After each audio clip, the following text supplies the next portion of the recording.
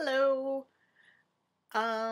So this is the third time I've tried making this video, and usually when I have this much trouble making a video, it never ends well. But what I wanted to do today was two things. I originally was just going to talk about one of these things, but that is the reason why this is my third attempt at making this video, because I'm having issues putting this stuff into words. So I'll get to that in a minute. But Tracy's video on Monday reminded me of something, and if you don't remember what her video was growing up with stuff about like Beatles in like your childhood, where Paul in like the Rupert cartoon and Ringo in like a kid's show. And that reminded me of, I guess, what like my first brush with the Beatles was. And it was, I remember like being a kid and like I watched Sesame Street all the freaking time. Like, I remember it was on like 3 times a day, and I watched it 3 times a day, all day, every day.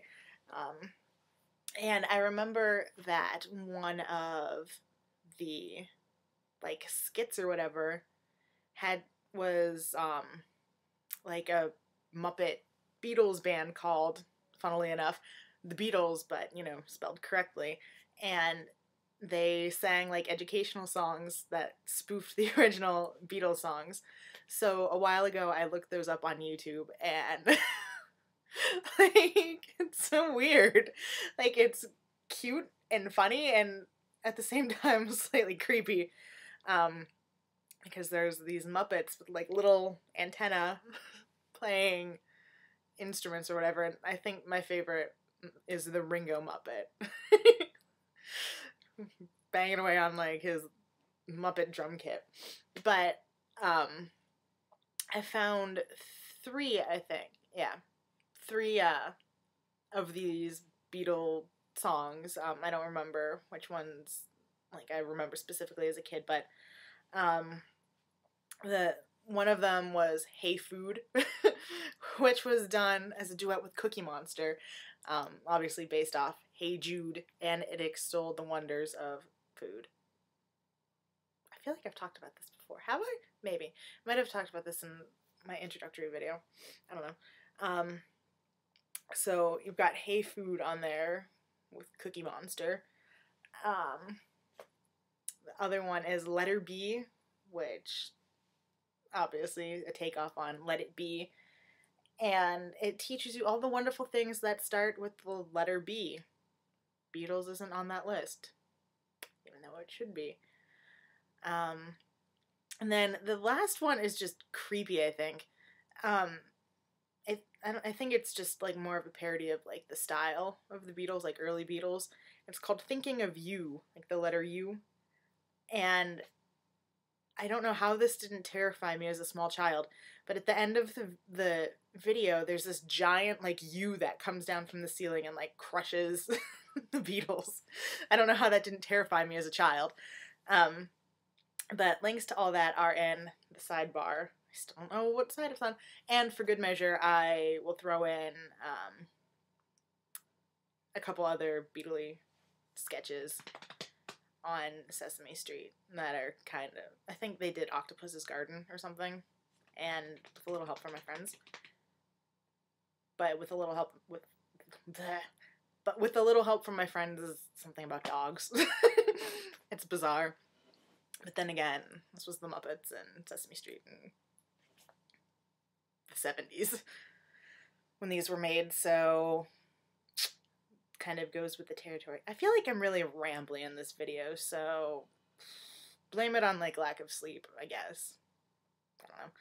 But the second thing that I wanted to talk about is like I feel like this is like a controversial issue, and I should preface it by saying that this is just my 2 cents, and if anybody is gonna like, if this garners any discussion, please keep it civil. because I feel like this is so, like, divisive, and I don't know why, but it's, a thing that I've noticed is kind of prevalent in the fandom now, and that is the relationship between John and Paul. Like, were they just BFFs, or were they, like, getting a little something something on the side?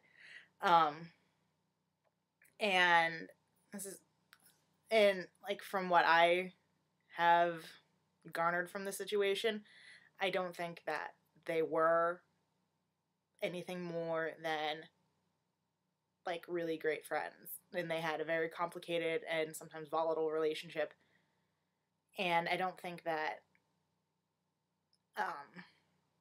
like, obviously, none of us were there in the 60s or whatever, and none of us can speak for John or Paul, but I don't think that they had any sort of, like, sexual thing going on.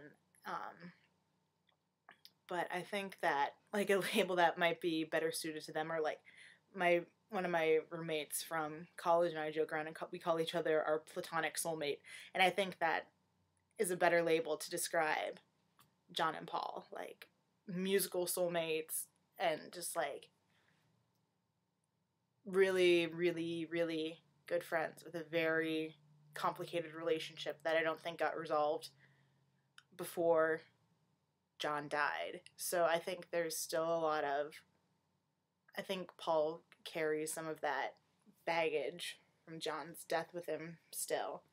Because, I mean, good God, I don't think losing such a good friend like that in such, like, a traumatic way, that's something that stays with you for a long time. But, I mean, like, I think that there were definitely factors that complicated their relationship. Like, obviously, you know, Yoko coming into the picture complicated things, but I don't think it complicated them the way that they were, like, John and Paul's, like, romantic relationship, you know? I don't know. I hope that makes sense. Like, basically, in short, I don't think that they were, you know, this is my favorite gesture. I'm sorry if I use it all the time. But if you want to discuss this in the comments or make a video response and talk amongst yourselves about your thoughts and or feelings on the topic, hopefully you can do it in a more concise and cohesive manner than I can, because apparently I just ramble on about stuff.